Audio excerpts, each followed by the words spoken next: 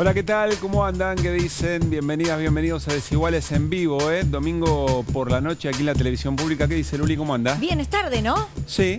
Siento como que es lunes. Ya estoy en modo arrancando la semana. Bueno, pero está para bien. mí ya es lunes. Para charlar y cerrar el domingo. Bueno, a ver, a esta hora el próximo... ¿Cuántas veces dijimos esto en este año? A esta hora el próximo domingo vamos a estar hablando probablemente o cerrando el debate presidencial. El debate se corresponde con la instancia de balotaje de segunda vuelta. Estaremos transmitiendo, por supuesto, durante toda la televisión pública la cobertura, después el debate y, por supuesto, también cobertura de Desiguales para bajar un poco al llano lo que efectivamente ocurrió. Y después tenemos el siguiente fin de semana, ya son las elecciones. O sea, 2 fines de semana por delante donde va a cambiar o se va a establecer qué rumbo va a tomar la República Argentina a partir de ahora. Sí, hubo un par de entrevistas en las últimas horas a los dos candidatos que la verdad, por parte de ciertos periodistas o grupos periodísticos, dan que hablar. Dan que hablar por las formas, dan que hablar por lo que se le pide a un candidato y lo que se le pide a otro. Un Javier Milei que apareció en cámara lenta hablando hace un rato nada más.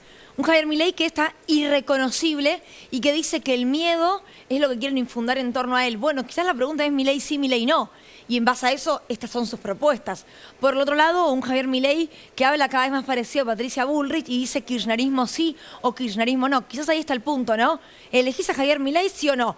¿Elegís al kirchnerismo sí o no? Entiendo que es como se quiere discutir de cada lado, tal como dice Pablo, en una semana de debate presidencial que me parece va a ser crucial para lo que venga dentro de 2 semanas. Sí, tiene que ver en esta semana, por supuesto, la campaña irá tomando mucha intensidad, recorridas por todo el país. La pregunta respecto de Milei es con qué Milei nos vamos a encontrar. Con este Milei más acotado, con un Milei más contenido. ¿Qué tipo de definiciones, qué tipo de color va a tener efectivamente el recorrido que va a hacer en estas semanas? ¿Se confirmará el cambio de motosierra por bandera argentina? ¿Será el impacto efectivamente de la fusión, del encuentro con Mauricio Macri? Y por el lado de Sergio Massa, definiciones en materia de gestión. Porque claro, vamos a charlar un ratito con Gabriela Granata. ¿Cuáles son los interrogantes económicos de las últimas semanas antes de la elección? Y al mismo tiempo Sergio Massa teniendo que demostrar que es el cambio, porque la idea de cambio efectivamente también está en juego. Bueno, en un ratito nada más charlamos con Ricardo Forster y con Pablo Alabarce, después además de un manifiesto muy importante de intelectuales de origen muy diverso en vínculo con un apoyo explícito a Sergio Massa, así que será la primera mesa de Desiguales en un ratito. Y hace un rato solamente Sergio Massa dio una primicia, tiene que ver con una investigación que hará el propio FMI sobre el préstamo y la fuga de $2 que le dieron a Mauricio Macri. Escuchemos cómo lo anunciaba Sergio Massa.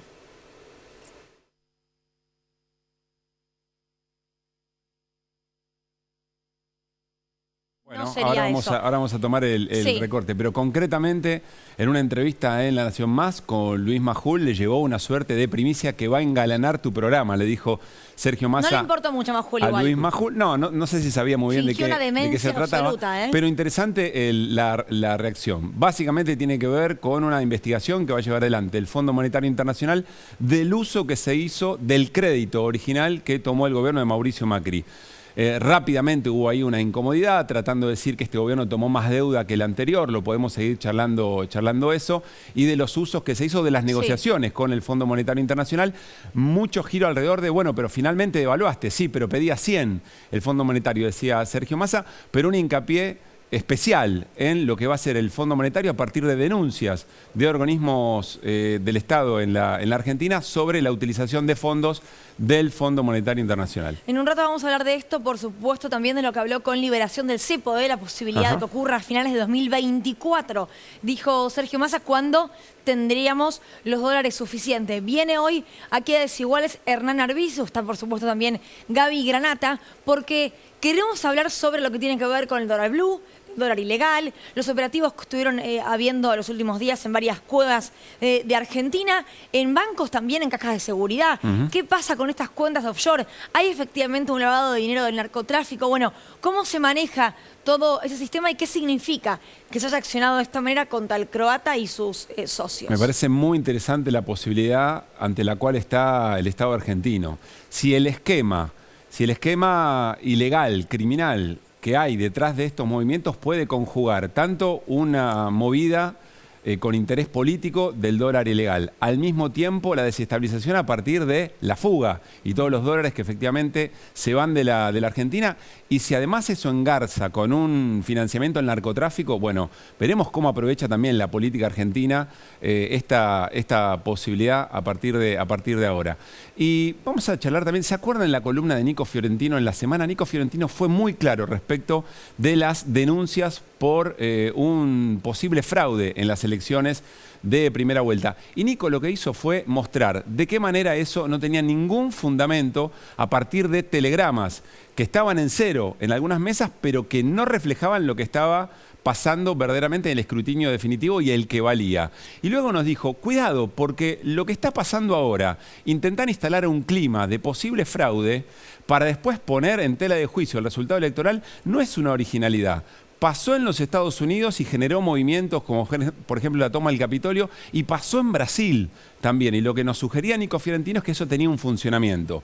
Que había primero denuncias, que después voceros muy importantes de los espacios políticos que querían instalar esta idea, salían a difundirla y después ya se volvía inorgánico y era muy difícil de controlar. Veamos lo que tuiteó Eduardo Feynman, que nadie podría tildarlo ni de oficialista, ni de masista, ni kirchnerista, ni de nada. No hubo fraude, CIPEC es muy serio. Gran trabajo, por otra parte, de quienes estaban haciendo esta aclaración. Las elecciones de Gala Díaz Langou. Las elecciones en la Argentina funcionan. No hay evidencia de fraude para dudar de su integridad. Los escrutinios provisorios pasados fueron precisos y sin sesgos a favor de Sergio Massa. Y aquí el elemento, ¿no es cierto? El escrutinio definitivo, categoría presidencial y la confirmación de todo lo que se conoció en el escrutinio provisorio, luego en el escrutinio definitivo. Sin embargo, esto no le importa mucho, honestamente, a un grupo de personas, que de hecho algunas de ellas hoy se movilizaron. Esta es una imagen de primera hora en el Obelisco, pero luego se movilizaron a Plaza de Mayo, diciendo que a Milei le habían robado las elecciones. Digo, había pancartas, de hecho, que bancaban las banderas amarillas, tienen que ver también con el león libertario. Sí. Y como decía Pablo, son más parte de un movimiento de redes sociales, político, mediático en algún punto, que es lo que le muestran los números. No importan los números. Lo que importa es la sensación. No importa la verdad. Y eso, de hecho, es lo que dijo en una entrevista con Iván Jagroski y Guillermo Francos, ¿no? Parte de la Alianza de la Libertad Avanza, justamente diciendo, no, pruebas no tenemos, pero creemos que algo ocurrió. Escúchalo. ¿Ustedes creen o no creen que hubo fraude el 22 de octubre? Nosotros creemos que hubo trampas electorales, no tenemos duda. La gran parte de las mesas donde no teníamos fiscales se tergiversó la votación de la gente. La Libertad Avanza tuvo 23.000 mesas donde tuvo voto cero. Claro que como no tenemos pruebas concretas para demostrarlo, sino que tenemos solamente análisis comparativos de votaciones, no hay forma de que lo planteemos en la justicia con esas pruebas. Entonces, tengo que ser enfático con esto. Vos como ministro, posible ministro del Interior, ¿crees que hubo o que no hubo fraude el 22 de octubre? No te voy a contestar en ese carácter porque no lo tengo. Yo te digo que la percepción nuestra como partido, como fuerza que compitió en la elección, es que hubo muchas mesas en que el resultado que apareció públicamente no es lo que nosotros suponemos que debió ser el voto de la gente. Vos recién, por ejemplo, decías que había 20 y pico de miles de mesas que habían dado cero, y la verdad que ese dato, por eso digo, en términos de responsabilidad del lugar que uno ocupa, ese dato está mal. Hubo 1.544 mesas que dio cero para todos, hubo 1.668, o sea, no hubo 20.000, fueron la mitad que en elecciones anteriores, pasa siempre, fue solo en el escrutinio provisorio, no fue en el definitivo. Perfecto. Entonces, si vos repetís ese dato, se genera un clima, ¿se entiende lo que quiero decir? Bueno, perfecto. Entiendo lo que decís, fue lo que aclaró la Cámara Nacional Electoral. Claro. ¿Ok? Sí. Bueno, les agradezco mucho la nota, tengo otra nota esperándome. No tenía más ganas de hablar. Sí, está muy bien lo que hace Iván Jagroski, porque dice, lo reviste de autoridad a Guillermo Francos en este sentido, en términos de su responsabilidad política posible si Milei llega a ser presidente. Sería el ministro del interior, conoce perfectamente el andamiaje de lo político, las estructuras y cómo funciona la política. No estamos hablando de grupos marginales, estamos hablando de voceros con peso relativo importante en la política argentina que van generando esta situación. Por eso Nico Fiorentino le advertía y le contrastaba con esa información. Después termina siendo inorgánico, después termina construyendo un clima muy beneficioso por si alguien quiere discutir el resultado de una elección. Estas cosas no son puntadas sin hilo, digamos, ¿no? Y muy importante haberlo visto en otros países para estar alertas. Presentamos a nuestros primeros invitados de esta noche. Estamos con Ricardo Forster, filósofo, fue asesor presidencial en su momento. ¿Seguís siéndolo, Ricardo? ¿O no? Sigo siéndolo. Sigue siéndolo, entonces. Y con Pablo Alabarces, sociólogo, escritor, ¿correcto? Sí. Licenciado en letras. Digamos. Entre otras, hincha de No sé Vélez. por qué todo el mundo se recuerda que soy licenciado en letras. ¿Está mal? No, está bien, pero ocurrió hace 40 años. Pero seguís siendo, o caduca. Sí, Para mí lo mejor se es- vence. Pero después hice otras cosas. La mejor eso es lo que definición es quiero futbolero decir. hincha de Vélez, me parece. No, bueno, tampoco tan fútbol. Lo de hincha de Vélez sí. Volví a la cancha hoy, por ejemplo. Bueno, bien. Lindo. Bien, empate, buen empate empate. No, es mejor ganar. Cuando estás peleando el No, descenso, bueno, es mejor pero- ganar que empatar. Yo lo sé y lo sé muy bien como hincha de Huracán, pero un punto Lo es un sabemos. punto. Un punto es con un lo punto, difícil por que está supuesto que todo. sí. Igual Vos lo estás decís porque dulce. ganaron el fin de Metiste un No, semana. yo todavía no. Yo estoy Están así. dulces, están Estoy dulces. entregada directamente. Va a ser muy importante esta semana ese triunfo, acordate lo que te digo, Lucila, nada Espero, más. espero. Sin ninguna duda. Dejemos de hablar de fútbol por un rato al menos, o Sí. no, nos podemos meter en también... No, cambiemos de El resultado de ayer estamos, no. No estamos para hablar No, de ayer fútbol, No, y de Boca tampoco, de Boca no Por vamos eso, a de hablar. ayer de Boca, Porque sí. tenemos mucha gente aparte mía que está mal, y a mí eso me pone mal en serio, Sí. no me causa ninguna gracia. Por supuesto, hoy hablé con un padre que me dijo, uno está curtido, pero tiene un hijo de 17 años. Dice, está destruido, está al Y borde sí, del yo suicidio. lo entiendo. Pues claro que sí. lo entiendo. Sí, bueno, también exagera un poco. Un Obvio. pibe de 17 años tiene que exagerar, claro. Claro. Pero está bien, sí, obvio. Duele. A los pibes son impactos más duros, Obvio. digamos. Esto no.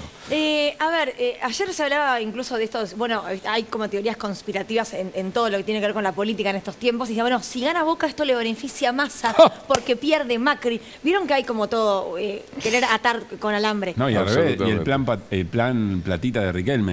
Sí. Igual que Massa, respondido Sí. por los hinchas de Boca desde Río de Janeiro, ¿no? Diciendo que no, que nada que ver. Que vendieron Digo, todo. ¿qué está pasando con el clima? Y entiendo que la carta, Pablo, que vos firmás también tiene que ver con eso. El clima social que hay en estas elecciones, de artistas, de pensadores, no sé, de la ciudadanía, incluso en el fútbol, que todavía no llegó el canto, la verdad, el que no salta votó a Milei. Pero, ¿qué está pasando? Lo que acabas de decir es clave. Me animo a augurar, uno no tiene que hacer profecías. Seré licenciado en letras, todo lo que quieran, pero no, ni profeta ni augur. No va a haber documento del fútbol. ¿Sabes por qué? Porque el fútbol en los últimos tiempos se jacta de su autonomía. Y el hecho de que la selección no haya ido, por primera vez en la historia de la Argentina, una delegación deportiva exitosa no pisó el centro del poder político. La Casa Rosada, claro. Exactamente, eso dentro de poco vamos a recordar un año de eso, ¿no es cierto? Entonces es muy factible que los actores del fútbol sigan jactándose de una autonomía, ¿cómo decirlo?, institucional, que no necesariamente es personal, digamos, ¿no? Es cierto, Riquelme tiene relaciones amistosas con Massa y Tevez es un macrista convencido, qué sé yo. Esas historias se conocen. Pero es muy probable que no haya una solicitada de dirigentes de fútbol, jugadores de fútbol, árbitros de fútbol o aguateros de fútbol. Pero sí los estadios después suelen ser caja de resonancia de algún malestar. Pasó con Macri, pero después... Siendo gobierno ya, claro. Visto los efectos de la política económica de Macri, ¿te acordás? Sí, muy por fuerte. ¿Cómo no? supuesto. ¿Cómo no? Y de hecho fue San Lorenzo el que empezó con ese cántico, si no me equivoco, ¿no? Sí. Avisen si tenemos un par de banderas que se vieron en algunos partidos en esta semana, que uno no cree que fuera toda la dirigencia o el fútbol en sus mandamases, digamos, pero sí empieza a haber algunos espíritus, ¿no? Me da la sensación. Ahora, Son pasacalles, ahí está, mirá. Sí, ahora ahí tenés uno, mirá. Ese fue en la cancha de gimnasia, que dice Nunca con Milei. el lobo, nunca Leones, nunca con Milei. Y hay otro que le responde ahora estudiantes, Sí, esta claro. fecha, que es un... El León es estudiante. Y pone, León hay uno solo.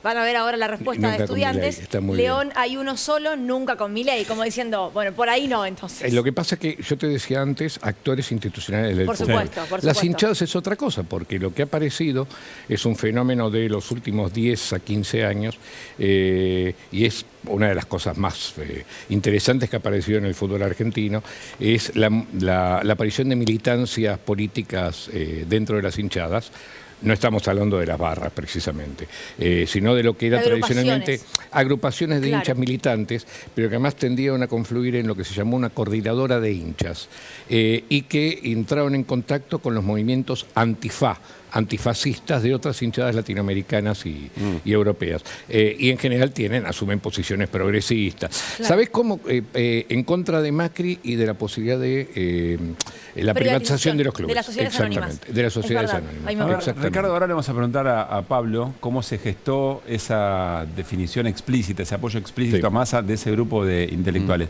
Pero vos que sos referente a un grupo de intelectuales que siempre ha jugado política partidariamente, ¿cómo recibiste ese documento? ¿Qué importancia le das? No, muy bien, la verdad que me dio alegría porque me di cuenta que todavía había ciertas cosas que compartíamos profundamente, gente con las que siempre hemos tenido relación, amistades a lo largo de la vida y de los años, y que por las tensiones de la vida política argentina, bueno, había diferencias que parecían relativamente insalvables.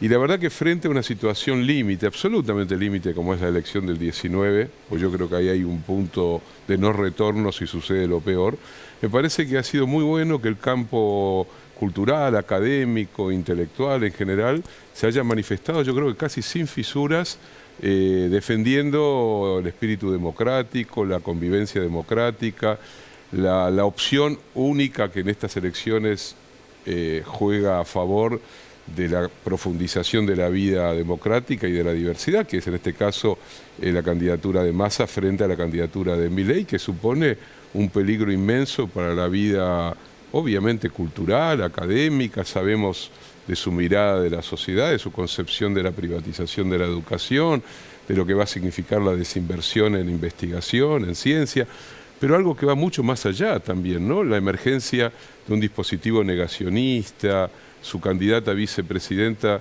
que proviene de una zona oscurísima de la vida argentina, defensora de la dictadura, de Videla, algo que parecía ya saldado, que la sociedad ya no tenía por qué volver a discutir. Vimos este año la película o el año pasado, la película 1985 con su significación, su impacto, y sin embargo nos encontramos de nuevo con que el negacionismo ocupa un lugar significativo y se lo naturaliza. A mí me pareció muy bien que un sector de la vida intelectual, académica, de la cultura, haya dicho claramente, y lo dijo, y esto hay que decirlo, lo señaló en un momento más difícil, no ya en el balotaje, Claro. sino cuando fue la opción después de las PASO de la primera vuelta. Y claramente dijeron, nosotros vamos a apoyar a alguna de las dos candidaturas que representan todavía el juego democrático en la Argentina. ¿Cómo surgió la idea, Pablo? No puedo decir cómo surgió porque me la mostraron hecha. Ok. Hay un grupo original que redacta el documento y se empieza a comunicar con lo que luego fue el grupo de los 22. Y así como están los 33 mineros y están los 33 orientales y la banda de los Le 4, da fuerza, nosotros ¿no? El seremos grupo los de los 22. 22, sí. Bueno, y entonces ya había un documento redactado sobre el cual ni Esto siquiera fue hicimos pospaso. acotación. Pospaso, exactamente. Me pareció un hallazgo realmente. Y me encanta que Ricardo lo recuerde, porque están diciendo, ¿por qué salen ahora? Simplemente porque somos consecuentes con lo que dijimos Claro. en ese momento. Y además sigo creyendo que esa caracterización que irritaba a muchos, irritaba a amigos más cercanos al kirchnerismo e irritaba también a amigos y colegas cercanos al PRO, diría más a los segundos que a los primeros, pero en ese momento nosotros dijimos, vamos a votar al que entra el balotaje. Claro. Pero además reclamábamos, sería muy bueno que las fuerzas políticas hagan lo mismo que nosotros. Esto es, proclamen que van a apoyar al que entra el balotaje. En eso las fuerzas políticas nos han defraudado, ¿no es cierto? Porque lamentablemente nadie se ha pronunciado por apoyar a Massa, salvo el socialismo esto. de Santa Fe. El socialismo de Santa Fe, tenés razón. Bueno, y eso el que es muy a nivel bien. nacional, pero tiene mucha fuerza. Pero está en muy Santa bien, que el socialismo haya tomado esa postura, por ejemplo, que es la postura que individualmente algunos radicales han tomado. Sí, Está el juego, intendentes. está el juego de la abstención, está el juego del voto en blanco, Para etcétera. vos no hay lugar para neutralidad en este... Nosotros reclamamos en ese momento, de manera muy tajante, hay que ir a votar aquel que no sea Milei. Y eso incluía a Patricia Bullrich, lo cual implicaba mucho desgaste en nuestras discusiones con amigos kirchneristas, por ejemplo, y ahora nos implica mucho desgaste con colegas o amigos macristas. En mi caso no abundan, pero por ejemplo con la izquierda, digo, a ver, yo era un votante de la izquierda y yo sé que en cualquier momento... ¿Te defraudó lo de la izquierda diciendo No, yo no estoy para nada. Bueno, a ver, el documento que yo firmé le reclamaba a todas las fuerzas democráticas una tajante postura anti-Milei. Lamentablemente, las dos agrupaciones, tanto el Partido Obrero como el PTS, acaban de sacar sendos documentos donde no apoyan explícitamente a Massa. Y para mí es un error, obviamente es un error. En el sentido de lo que dijo Ricardo, y lo voy a poner en estos términos, que supongo que Ricardo los va a entender y le van a gustar. Yo reclamo el derecho de seguir peleándome con Ricardo, con el cual venimos discutiendo desde hace década y media, ponele. Y nos pasa inclusive al interior del mismo grupo. Esto es, no hemos votado lo mismo. Bueno, Fernández Mejide está en ese grupo, Beatriz. Es uno de los mejores ejemplos. Claro. Es uno de los mejores ejemplos. El de Fernández Mejide, que ha sido muy crítica de ciertos aspectos del kirchnerismo, crítica inclusive en zonas en las cuales quizás yo no lo hubiera acompañado. Y sin embargo, dice, lo que está enfrente es algo mucho peor. Y creo que cuando digo defiendo mi derecho a seguir discutiendo con Ricardo y con Graciela y con Claudia Gil y con Beatriz Ar y con lo que fuere. Con Alejandro Katz, que ha venido. Con Alejandro Katz, claro. Exactamente. Digo, toda una gente muy valiosa en lo que hace, con la que en general no hemos votado nunca lo mismo. Claro. ¿No? Quizás sí ponerle con Magisteres Vampa, por ejemplo, con Roberto Carregale, en general hemos tendido a apoyar al FIT, pero después no ocurre eso.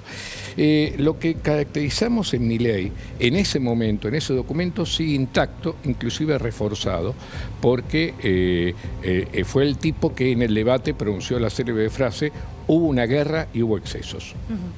Y esto no lo dice Alabarces, ni lo dice Foster, ni lo dicen ustedes, sino que lo dice la Corte Suprema de Justicia de la Nación. En el fallo en el cual se convalidó lo actuado por la Cámara Federal de 1985, la Corte Suprema, insisto, no un intérprete marxista cultural, dijo, hubo un plan sistemático de exterminio, secuestro, tortura y desaparición de personas. No hay más nada que discutir. No hay ni guerra, ni hay excesos, ni hay una historia inventada por la izquierda, etc. No. El máximo Tribunal de Justicia, integrado por quien sea, dijo, hubo un plan sistemático de exterminio. A partir de lo cual, Milei y Villarroel están fuera de todo contrato democrático posible. Por lo que sí dice, déjenme seguir discutiendo con Ricardo Foster dentro de un marco de acuerdo democrático. En la cancha. Pero en todos lados. A ver, esto inclusive es parte de los argumentos con los que nos pretenden correr y nos dicen, bueno, el peligro democrático del kirchnerismo. El kirchnerismo tiene una lista de errores para la cual nos harían falta varios programas. Su condición antidemocrática no está en esa lista. No está en esa lista. Bueno, lo que dicen ahora explícitamente, lo escuchamos hace un ratito nada más, es que si gana Massa se va a un camino como el de la dictadura de Venezuela, que dicen, les recuerdo que ganó por votos, por pocos, pero que ganó por votos, que llegó por votos. Dios santo. A ver, yo creo que hay algo indiscutible. Nos reímos, pero esto es cierto, es una de las bases Estamos del planteo, a un poquito más de un mes del 10 de diciembre, vamos a festejar, espero que con alegría ese día, los 40 años de recuperación democrática.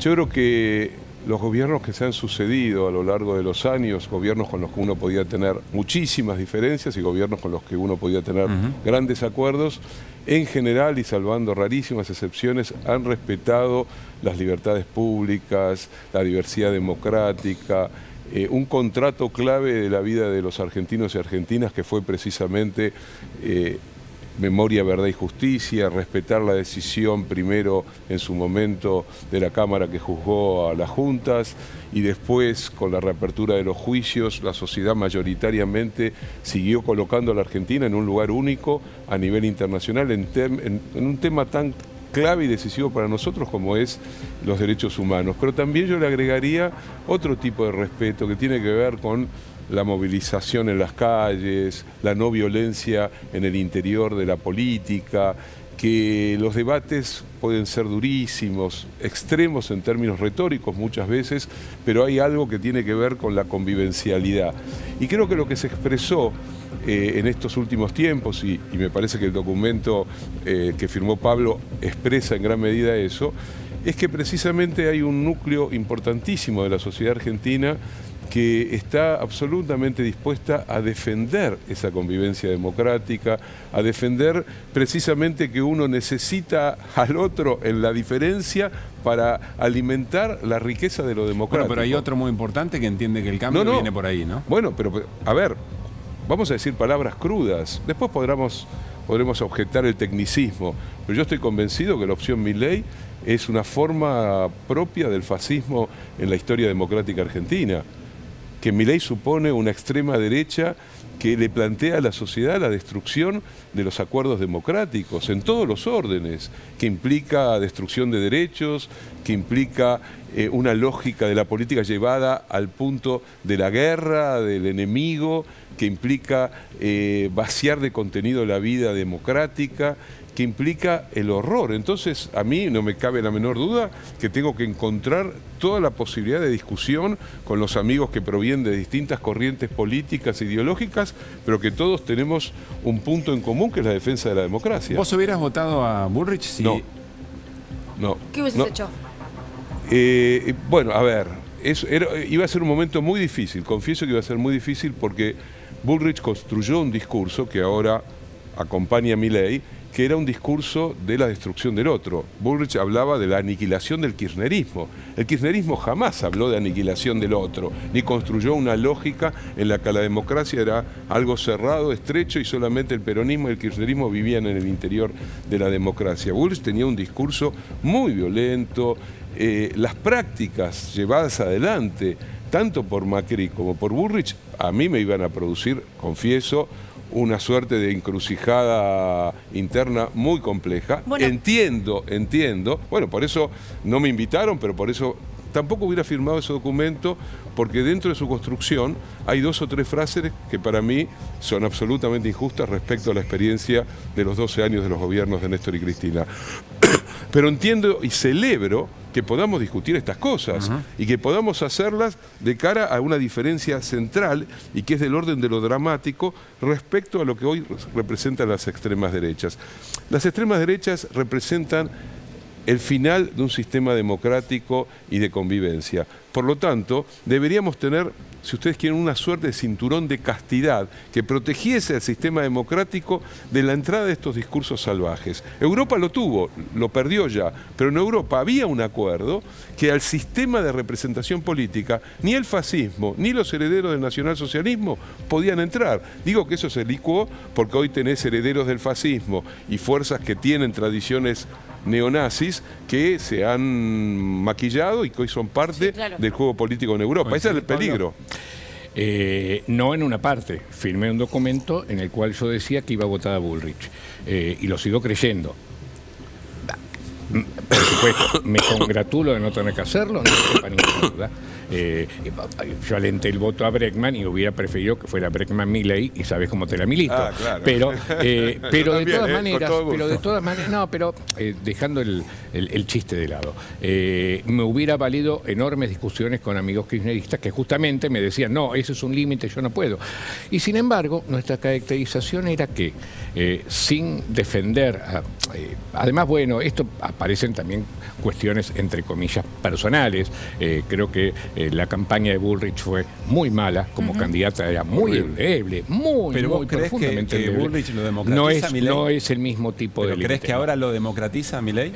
No, yo creo que en este momento Macri y Bullrich no le agregan absolutamente nada, no lo democratizan ni cosa por el estilo. En realidad, para colmo, es muy gracioso porque Milei le da un abrazo y después trata de sacárselo de encima, digamos, ¿no? Sí. No le agrega eso.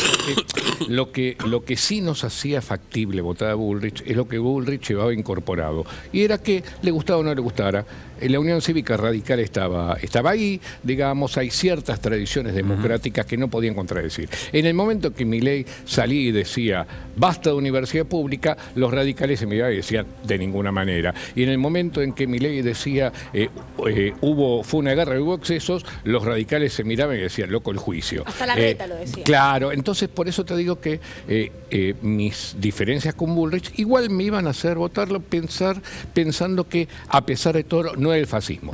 La gran Macron, la gran Le Pen, digamos, ¿no es cierto? El estilo francés de hagamos el gran frente democrático. Yo preferiría un frente popular socialista, no importa, hagamos un frente democrático. Porque es Bolsonaro, vos... Es Lula frente a Bolsonaro con la alianza que construyó Lula. Y peor todavía, ¿no? Fujimori. Nos hemos olvidado de la experiencia fujimorista. Sí. Fujimori es un tipo que llega al poder y que clausura el Parlamento como tiene el poder parlamentario. Esta pregunta. ¿No te parece que, por lo menos un sector de Juntos por el Cambio, fue muy importante en la introducción de la emoción violenta contra el otro como para que hoy un personaje en Milei tenga la vida política que tiene? Así le fue. Así le fue. Digo, la sociedad castigó eso. ¿Se entiende? O sea, Milei puede llegar a ganar. Vamos a hacer lo imposible para que eso no ocurra. Hay que pelear, hay que discutir, hay que dialogar muchísimo, hay que apostar a programas democráticos que incorporen a amplios sectores. Creo que además inclusive la correlación de fuerzas en la que ha quedado el Parlamento va a obligar a Massa, que puede tener muchos defectos, pero es vivo y sabe que tiene que... Por eso está produciendo esta idea de la unidad nacional, etcétera, etcétera. Tiene que negociar. Y una democracia, hasta donde yo sé, lo único que hay que hacer es negociar. Frente a eso, estas propuestas ultras fueron sancionadas socialmente, no fueron acompañadas socialmente. Si Juntos por el Cambio habilitó un terreno para que se filtrara Milei, no. Yo creo que el terreno por donde se filtra Milei lo pavimentan el bolsonarismo, Vox. A ver, Macri es un sujeto, ¿no? La pandemia, sin ninguna duda. Sí, es muy oportuno que lo digas. No en vano aparece después de la pandemia. Macri, sin duda, entre muchos defectos, a él sí que no le encuentro demasiadas virtudes, entre muchos defectos tiene una pésima elección de amigos y se ha arrojado en brazos de toda la ultraderecha europea, por ejemplo, o del propio Bolsonaro. Entonces, en parte eso puede funcionar como un... Pero no, Milei abre su propia puerta de ingreso.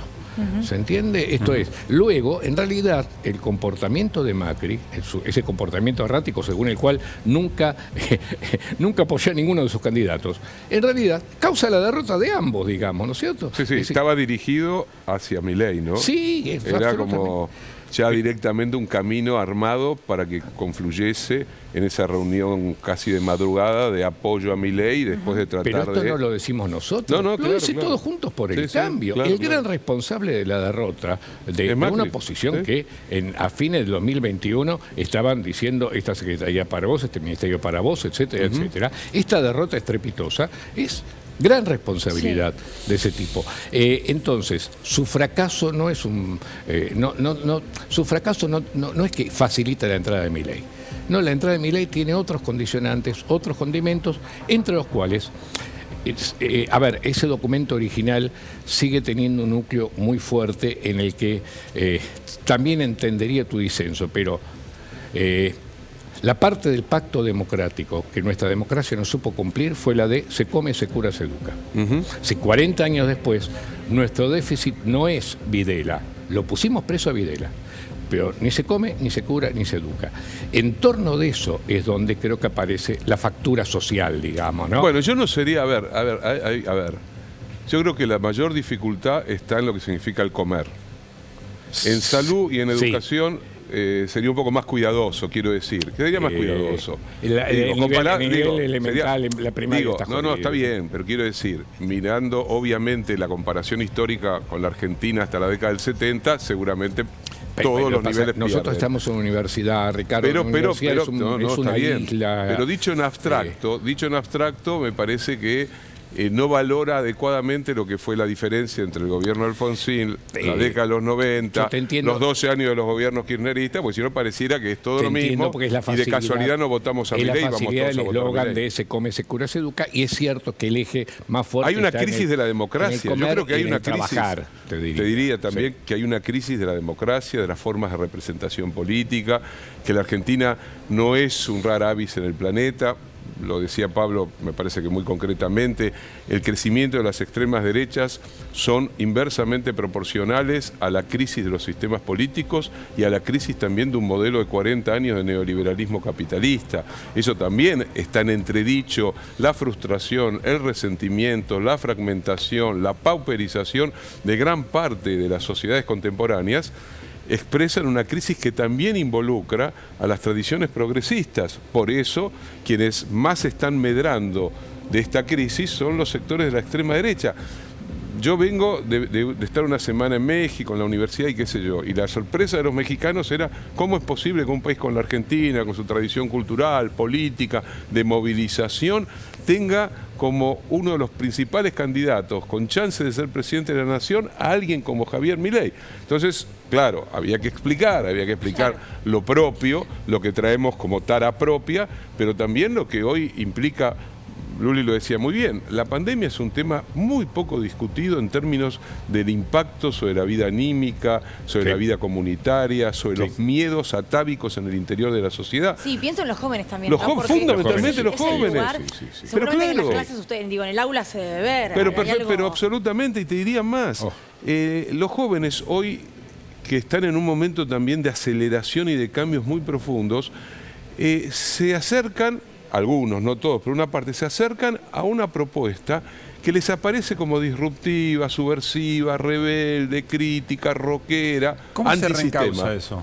Porque, por supuesto, si gana Milei o no, no es lo mismo, digamos, ¿no? No, claro. Está bien, no, pero claro el sedimento va a estar. Bueno, a ver, Massa, si gana Massa, tiene una enorme responsabilidad histórica, enorme, porque se juega de verdad la última oportunidad en la tradición democrática argentina, por lo menos en esta etapa, de encauzar la vida democrática junto también con una reparación de la vida social, económica. Por eso la responsabilidad es inmensa, porque detrás está ya el aliento fétido de la extrema derecha recargada. Vos sabés que eso yo lo dije hace 4 años. Es decir, que yo veía con mucho, que este gobierno con mucho temor que si este gobierno es una suerte de última experiencia posible del populismo progresista. Porque si no, la reacción iba a ser de ultraderecha. Lo dije en el aire, no lo dije con datos ni con cosas por el estilo. Fue una especulación que lamentablemente se combina. En ese sentido, entonces, sí, vuelvo a estar de acuerdo con vos. Es decir, Massa pasa a tener una enorme responsabilidad muy clave, porque ahí sí un nuevo fracaso. Entonces, si esas heridas no se restañan con cierta velocidad, otra que Milei. Y veo que con Massa hay una oportunidad que era diferente quizás con Alberto o con lo que implicó la elección del 2019 y mucho menos con las elecciones previas, de lograr acuerdos entre sectores que antes, políticos y económicos, que antes no hubieran estado disponibles para esos acuerdos. Me parece que el grado de crisis y el grado de responsabilidad frente a lo que se abre convierten en este caso a Sergio Massa en aquel que tiene que colocarse en el lugar del estadista. ¿Ese es un pago por ver? Decía nuestro productor antes de que arranque, ojo que la charla con Alabarces y con Foster va a dar para 3 horas. Y tener algo que cortar. Bueno, pero tenía razón, da para 3 horas. Discúlpame, pero permíteme agregar lo siguiente. Hay un dato que me parece bastante significativo. Hasta donde yo sé, dentro del repertorio de los intelectuales argentinos, ni siquiera el macrismo ortodoxo está acudiendo a apostar por Milei. La única excepción es Marcelo Giuffre, que invocó que Sebrelli iba a ser lo mismo que él, ¿no? Digamos. No dijo nada, no lo escuché. No lo escuché. Yo no lo escuché. Abeluto dijo que no. Digo porque hay colegas. Es cierto que no ha habido digamos, de ese mundo intelectual macrista o neomacrista, no ha habido apoyos hasta ahora directos. Eso quizás. Hasta Brandoni dijo que. No sé si habla bien de nosotros o habla mal de nosotros. Brandoni dijo que no va a votar. Súper interesante, Pablo, gracias por haber venido. No, al contrario, Ricardo, chicos. también. Placer. La seguimos. Vamos a meter en otro tema que también nos parece muy importante. El lado B de las cuevas, el lado B del dólar ilegal. a partir de este informe y después lo charlamos con Gaby Granata y con Hernán Arbizu.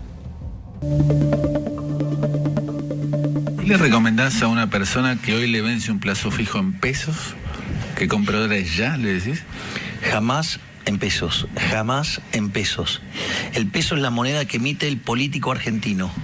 O sea, hoy por ende no puede valer ni excremento. Este martes el dólar ilegal pasó la barrera de los 1.000 pesos. Ya esta cotización no tiene un correlato directo con la realidad y lo que entienden es que ya se está traspasando un límite. Eso se vuelca a precios. Sí. El dólar blue se vuelca automáticamente a precios y retroalimenta la inflación. No puede valer ni excremento. Milei, en vez de actuar como un candidato a presidente, actúa como si fuera un asesor de una cueva de dinero.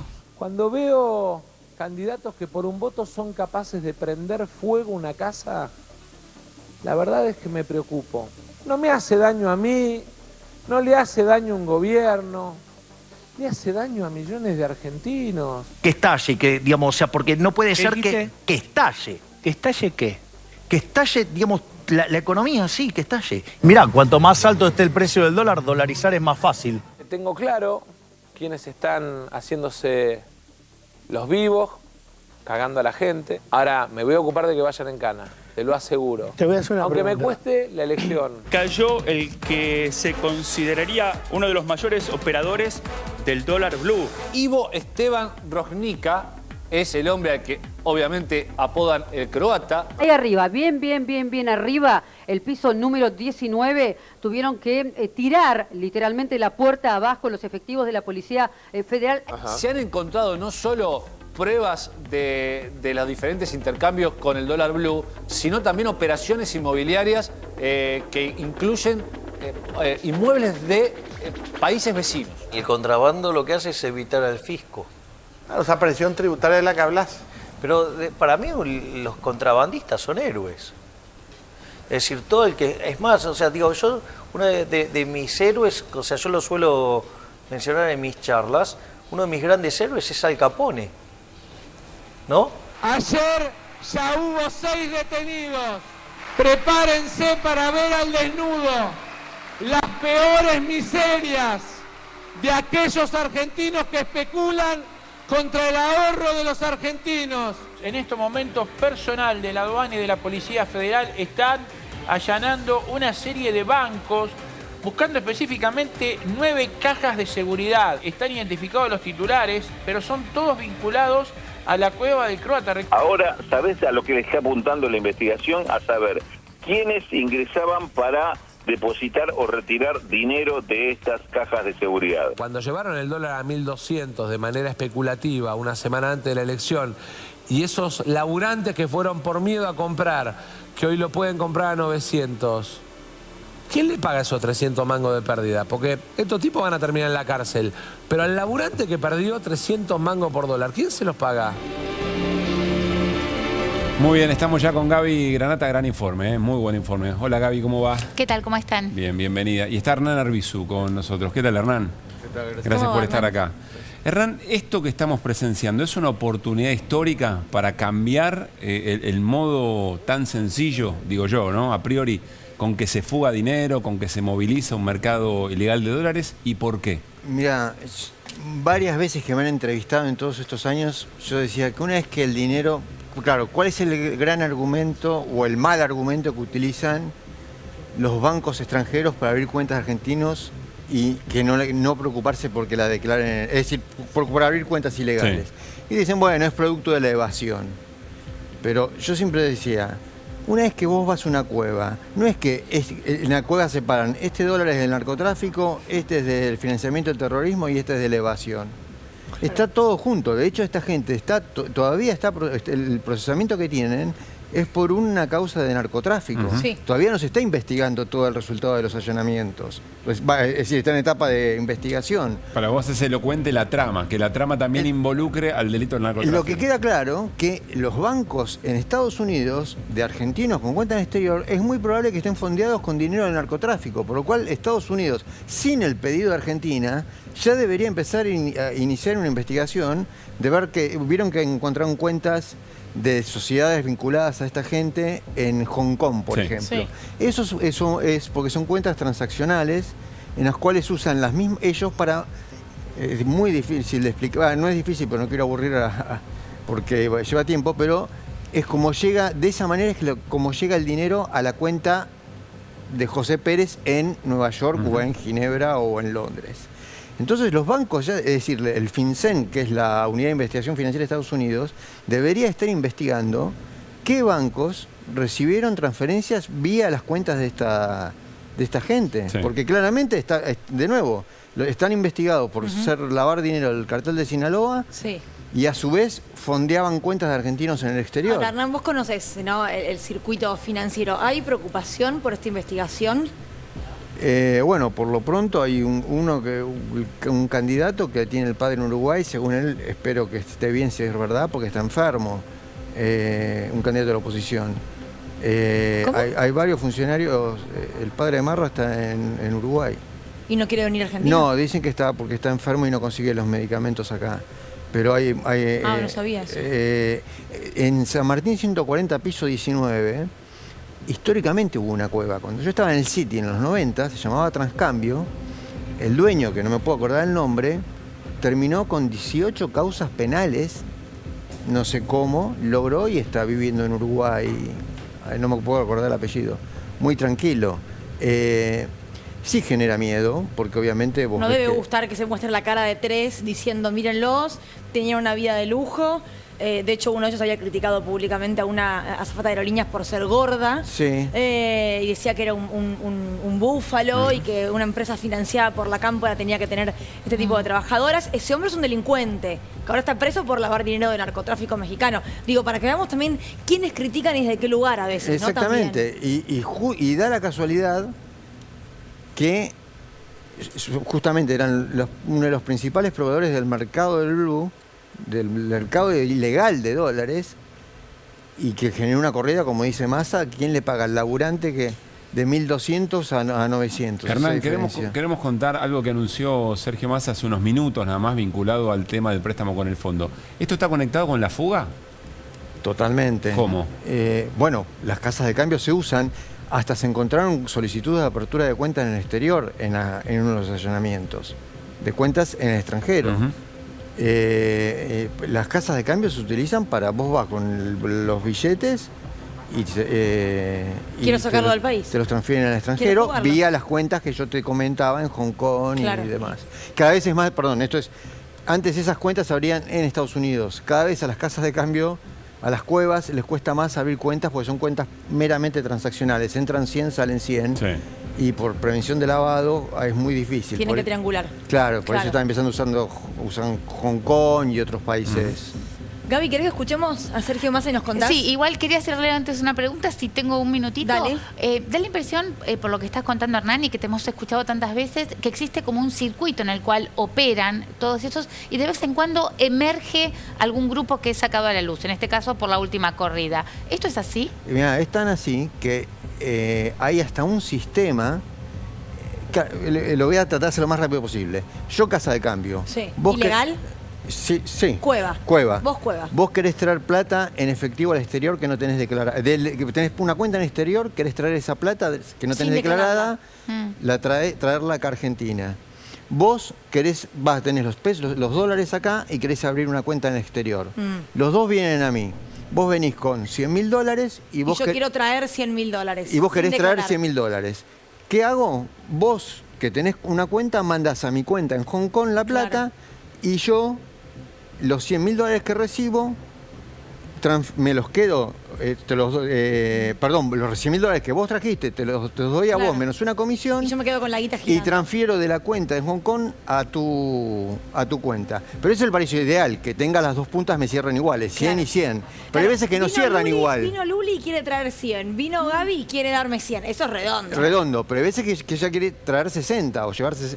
Entonces existe un sistema en el cual vos cargabas en la computadora y saltaba a la casa de cambio tal y te decía, bueno, yo te cierro los 40 faltantes. ¿La guita del fondo se usó para fondear todo este sistema? Bueno, según lo que pude leer, lo que va a investigar el fondo que dijo Massa es en función del informe de la AGN, que la AGN, la Auditoría General de la Nación, está a cargo de la oposición. Sí. Claramente una gran parte fue fuga de dinero. A ver, vamos a compartir lo que dijo Sergio Massa hace minutos nada más a modo de anuncio. Le voy a dar que una incluso primicia el que gobierno le va, de Cristina o de Macri. pero le voy a contar Por favor, una primicia que por lo favor. va a entusiasmar porque puede ser primicia inclusive internacional y A ver. va a engalanar su programa. Muchas gracias. A fin de mes el FMI empieza la investigación sobre la fuga de capitales del préstamo stand-by del 2018 y manda una comisión a la Argentina que va a hacer una revisión sobre el 66% que según la AGN, que es un órgano de la oposición, lo lidera el radicalismo, no se usó para financiar ni hospitales, ni escuelas, ni para resolver la estabilidad económica, sino que se usó para financiar el pago a fondos de inversión BlackRock, Templeton, Ashmore. Sobre la sequía. No le interesaba mucho a Majul sobre la sequía, Sobre la ¿no? sequía. No le interesaba mucho cuando estaba hablando de los fondos de inversión extranjeros y los fondos buitres. Me parece que esa parte no le gustó tanto. ¿Le damos contexto, Gaby, a esto? Bueno, esto hay que ir como vamos de el último momento que es el anuncio del ministro de Economía un poco hacia atrás. Hace pocos meses la Auditoría General de la Nación, que como decía recién Hernán, está en cabeza de la oposición, pero está integrado por 7 miembros. 4 son del oficialismo, 3 de la oposición. Los 3 de la oposición no avalaron este informe en el cual establecen que hubo irregularidades en el momento en que se firmó y se puso en marcha el acuerdo del Fondo Monetario Internacional con el gobierno de Mauricio Macri en el 2018. Las irregularidades son varias. Algunas son muy formales e importantes. Por ejemplo, que la firmó el que era ministro de Hacienda en ese entonces, Nicolás Dujovne, y no el ministro de Finanzas, pues no estaba unificado el ministerio, que no se firmó el decreto con el cual se daba a conocer ese acuerdo, no pasó por el Congreso y además encontraron 13.000 millones de dólares que no fueron incorporados al presupuesto y no se sabe en dónde están. ¿Cómo? Bueno. Eso, 13.000 millones de dólares que no se sabe en dónde están. Previamente había habido un informe del Banco Central, que es el que dispara después el pedido de informe a la Auditoría General de la Nación, en el cual había hecho también una proyección o un análisis. El Banco Central lo que hace es la formación de capitales externos, que es la fuga de dinero, dólares que salen del país, y en ese caso había dicho que parte de ese dinero se había utilizado para fugar plata. Previamente había habido también otro informe del propio Fondo Monetario Internacional reconociendo que el crédito que le dio a Mauricio Macri no solo que excedía las capacidades que tenía Argentina de repago, sino que fue mal formulado porque no se establecieron los controles suficientes para garantizar que fuera buen puerto, como era estabilizar la economía argentina. Volvemos a hoy, el Fondo Monetario va a investigar formalmente si esa plata se usó para la fuga. Si esa plata se usó para la fuga y cuáles son los 2 elementos también que hay. En el momento en que empieza a llegar ese dinero, eran 56.000 millones de dólares y terminaron llegando 46.000, ¿no? 45 sí, más casi más o menos. No había control de capitales, es decir, que la plata entraba y salía. Y se produjo, a pesar de que parte del dinero era para estabilizar la economía, se produjo una devaluación. A ver, Hernán, hay una pregunta interesante, porque el no control de capitales es parte de una propuesta en general de los gobiernos liberales, digamos, ¿no? O de los espacios liberales. ¿De qué manera garantiza o inhibe que haya efectivamente fuga y perjudique la economía argentina si hay regulación o si hay libre circulación de capitales? Explícanoslo como si tuviéramos 6 años. ¿De qué manera? Bueno, mira, está claro que cuando vos no tenés control de capitales, primero principal, las cuevas tienen menos trabajo, porque obviamente, es decir, el Fondo Monetario no tiene que hacer mucho trabajo, tiene que ir al Banco Central y pedirle las transferencias del 2016 al 2019 y va a tener exactamente claro quiénes fueron los destinatarios de cada dólar que se fue del país, ¿no es cierto? Nada más que eso tienen que hacer. Con respecto a los controles no terminé de entender bien la pregunta. La pregunta es si la propuesta de que no haya controles de cambio, ¿cómo favorece eso lo que ahora aparece como esta trama delictiva? Bueno, que no haya controles de cambios es básicamente una libertad para hacer lo que quieras. que no hay. Vos fíjate, llegaron a decir que por el allanamiento, estos allanamientos que se están dando, era la Gestapo de Massa, cuando estás combatiendo un delito. Lo leí, no me acuerdo quién, alguno de los políticos de la oposición nos dijeron que era la Gestapo de Massa. Bueno, lo que van a decir es quién va a querer traer dólares para invertir si efectivamente hay tanto control. Bueno, es justamente que deberías traerlo, porque vos es lo que estás controlando.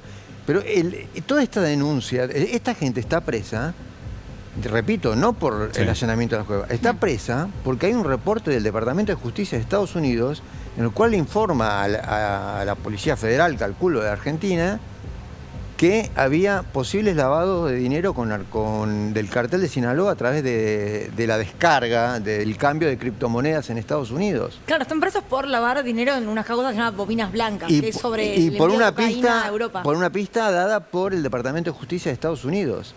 Así que lo que lo que está haciendo el gobierno es cumpliendo la ley a rajatabla. Y cualquier inversor lo primero que te pide es cumplir la ley. La ley en serio, ¿no es cierto? No como te dicen ahora, que cuando te dicen la falta de leyes o la falta de seguridad jurídica. Sí. ¿Qué es la falta de seguridad jurídica? De permitirles a ellos hacer lo que quieran. En cuanto vos haces cumplir las normas, ahí en vez de ser seguridad jurídica, es inseguridad jurídica. ¿Y vos creés que hay fondos de inversión que sostienen estos espacios políticos para que no haya control de capitales? Bueno, es decir, el macrismo fue básicamente eso. De nuevo, el fondo no tiene que, con solamente googlear, ni siquiera tiene que ir al Banco Central. Ahora me acordé. Acordate que hubo una devaluación muy grande en la cual se fugaron 4.000 millones de dólares en menos de una semana, que el beneficiario fue JP Morgan, el comprador fue JP Morgan. Bueno, de hecho Macri en un momento dice que gran parte del préstamo del fondo se usó para pagarle a los bancos privados para generar confianza y que no se vayan del país, Claro. lo cual fue completamente opuesto y de hecho termina saliendo todo ese capital y el propio Macri termina poniendo un cepo. Ahora, ahí es lo que al final de su mandato. Que Milei tiene, a diferencia de Macri, que Milei es un outsider Sí. de la política o de los grandes grupos económicos. Digo, Milei no es el hijo de Franco Macri, como era Mauricio, no era el dueño de Socma. En grupos económicos que no tienen que ver con la timba o lo financiero duro, Sí. ¿vos crees que se lo ve como alguien potable o como alguien que la va a chocar toda? Mirá, Milei no es un outsider, pero todos los asesores son casta pura. Claro. Son todos exfuncionarios de Caballo y los que no son funcionarios de Caballo son Emilio Campo, ex banquero, bueno, ya lo hemos hablado, Sí. ex banquero. El problema de Milei que se fue para cualquier lado, ya no le, o sea, Urtubey, expresidente de la Unión Industrial, dijo que lo vota Massa, porque Milei es claramente un proyecto que no dura 3 meses, no dura 4 meses. Supongamos que dolariza. ¿Qué significaría eliminar el Banco Central por una economía? Que desaparezca el Banco Central, no va a haber más pesos, no vas a regular más tu política económica. La política económica va a estar totalmente atada a Estados Unidos. Supongamos nuestro principal socio comercial, Brasil, devalúa. ¿Qué hacemos? Tiene que ir y a volar el Banco Central de Brasil. Supongamos que nuestro otro socio comercial, China, Porque te cambia devalúa. los Claro, términos porque de no, intercambio. deja de ser competitivo. Supongamos que... O sea, rompe la Argentina. Claro, tenés que ir volando, cada socio comercial argentina tenés que ir al país y tenés que ir volando el Banco Central de cada país para poder hacerlo. Alguien podría decirte que estás haciendo campaña del miedo. Mirá, los países de la zona euro, los que adoptaron el euro como moneda, existe el Banco Central Europeo y cada país que usa el euro como moneda sigue teniendo su Banco Central. No lo perdió. No, el Banco Central tiene el Banco Mirá. Central de Italia, el Banco Central de Francia y así. Bueno, hay dudas después del acuerdo con Mauricio Macri si efectivamente Milei mantiene estas dos posturas esenciales de su propuesta original. La dolarización y, La eliminación del la Banco eliminación Central. del Banco Central. Hace algunos minutos lo ratificó, escuchá. Y cierre del Banco Central, dolarización. No se negocia el cierre del Banco Central. Eso Es decir, robar está mal. Por lo tanto, el Banco Central se cierra. Eso es en un periodo largo, en un periodo corto. Lo vamos a tratar de hacer lo más rápido posible. No se negocia, bueno, en la semana había dicho, ¿te acordás? La eliminación del Banco Central y la dolarización son políticas de Estado. Y Macri me dio un apoyo incondicional, no me puso ningún condicionamiento. Sin embargo, Gaby, todo lo que hemos sabido hasta ahora públicamente es que en ese punto, en esos dos ítems, no había ganas de parte del PRO con que se siga fogoneando. Pero es que ni siquiera había acuerdo del propio equipo de Milei, que cuando Milei empezó su campaña era en 24 horas dolarizó todo y se acabó, y un día para el otro todo de shock, que eso le sirvió como para posicionarse, y después gran parte de su equipo económico bajó mucho el perfil, habló muy poco, volvió a aparecer Ocampo ahora, que es digamos el que es más cercano a la postura de Milei, pero los que eran más moderados dejaron de hablar del tema dolarización. El propio Milei dijo, hará un mes, que iba a tardar de 12 a 24 meses. Sí, pero recién dijo lo más rápido posible. Sí, pero bueno, pero de nuevo, supongamos, Dios quiera que no, y yo confío que no, que gane Milei. ¿A cuánto se va el dólar? ¿Qué vas a hacer cualquiera de los que estamos acá con los 2 pesos que tengamos en el banco, o 100.000 pesos, o 1.000.000 de pesos que tengamos en el banco, sabiendo que Milei te va a dolarizar en un periodo de tiempo X? Le sacás y vas a comprar dólares. Sí. Por lo cual generas una corrida cambiaria, primero bancaria y después cambiaria. Se asume Milei, y esto no es campaña del miedo, es lógica pura. Nos retrotraemos al gobierno de la Rúa, es un corralito bancario y una corrida cambiaria. Déjame explicarnos esto lo más certero que puedas, digamos, por cómo conoces el paño. Estas tramas delictivas que efectivamente ahora aparecen, ¿juegan políticamente? ¿O es un mito que una semana antes de una elección te tiran el dólar ilegal para arriba? No, no te quepa duda que juegan, claramente juegan. ¿Cómo se hace eso? Vos sos mayorista, te parás, decís, hoy lo vendo, soy vendedor en 1.200 como vendían el lunes, y pensá que subió 600 pesos, de 500, casi 600 pesos el dólar en 30 días. Y además, recordemos el momento en el que él dice... 1.200. Es excremento, ¿no? Cuando claro, que no vale nada. Fue claro, tal cual.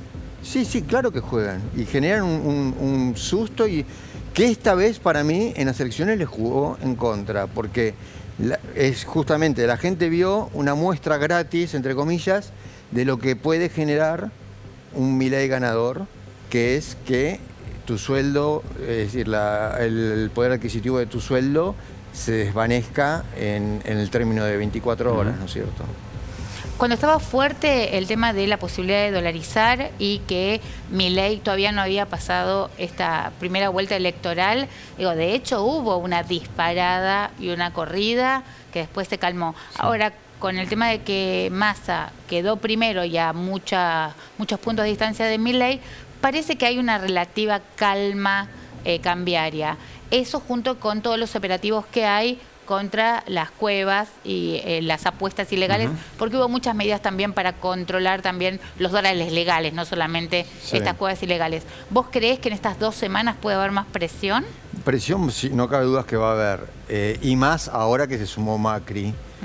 El problema, la ventaja es que la pregunta que me hicieron antes, mucha gente del sector privado, empresarios, son conscientes que la propuesta de Milei es inviable, es totalmente inviable.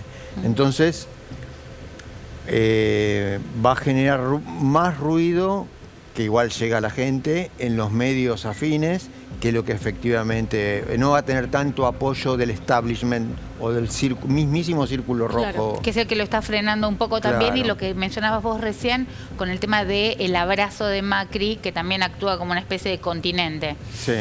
Sí, igual te diría, la sumatoria de Macri más Milei es lo que más asusta a los empresarios, te diría. Mira. Gracias, Hernán, por haber venido a charlar con nosotros. Bueno, nos vamos a ir a un corte y al regresar se suma el Beto Quevedo para charlar con nosotros, y se suma los domingos a Desiguales también. Interesante, vamos a charlar con él sobre, cómo está viendo las campañas en las 2 semanas que faltan hasta el balotaje. Se suma Flor Alcaraz además, que estuvo ayer en la Marcha del Orgullo y trae también material importante.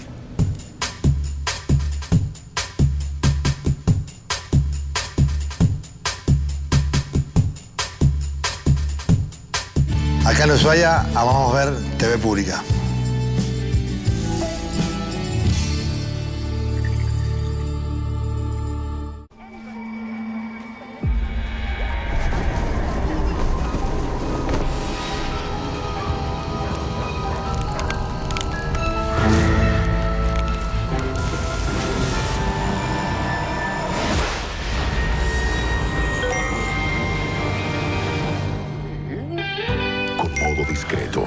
tu home banking sin miedo desde la app de BBVA. Tus datos se ocultan cuando tienes a alguien detrás tuyo. Qué lindo cuando la ves. BBVA, creando oportunidades. Está bien ser tal como sos, como Mariana, que siempre se tienta con uno más. O como Carolina, que se anima a ir por más a pesar de los nervios. O como José, que calcula para 10 cuando son 3. Sertal sabe que está bueno ser vos mismo. Sertal Compuesto, con su doble acción antiespasmódica y analgésica, actúa en el foco del dolor. ¡Qué felicidad sentirse bien!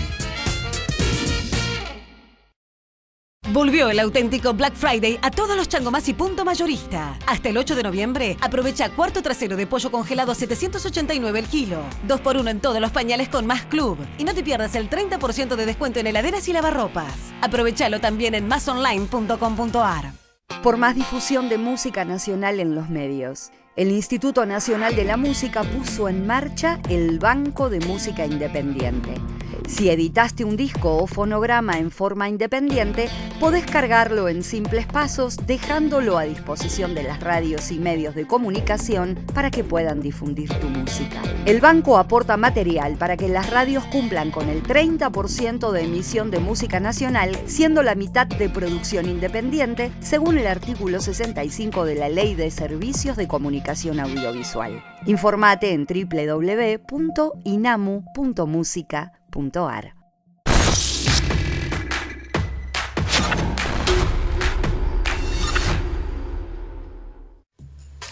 Seguimos en Desiguales y tal como decía Pablo, estamos con Beto Quevedo. ¿Te podemos dar la bienvenida ya, Beto? Bueno, gracias. Bienvenido a Desiguales de los domingos, ahí está. Pero bienvenido, he estado Beto. tantas veces acá, ¿no? Bueno, Y Mario estaría muy contento. Sí, oficialmente.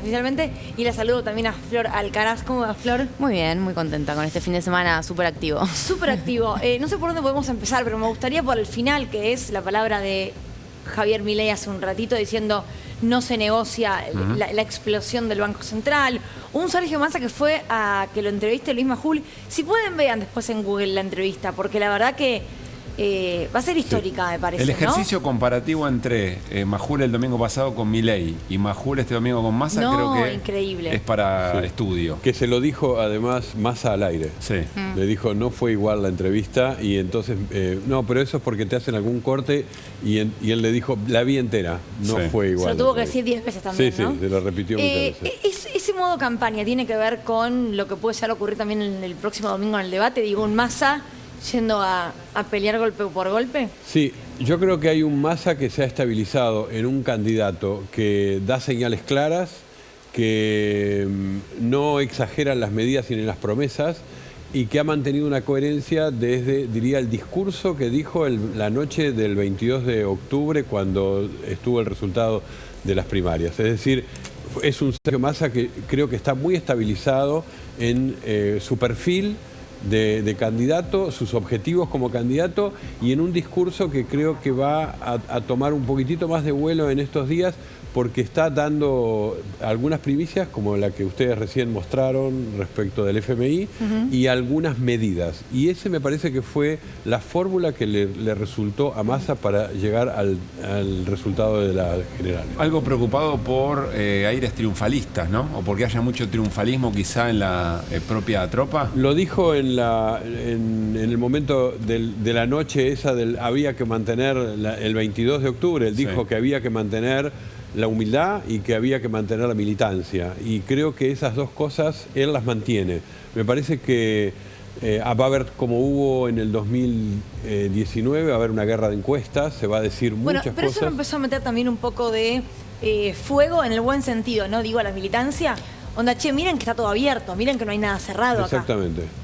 Y creo que el que no se estabilizó del todo es Milei y que lo vamos a ver. Por ejemplo, hay una expectativa que sería la siguiente. Hubo un Milei que llegó al 30% en octubre en las generales con un perfil. Ahora ha cambiado ese perfil.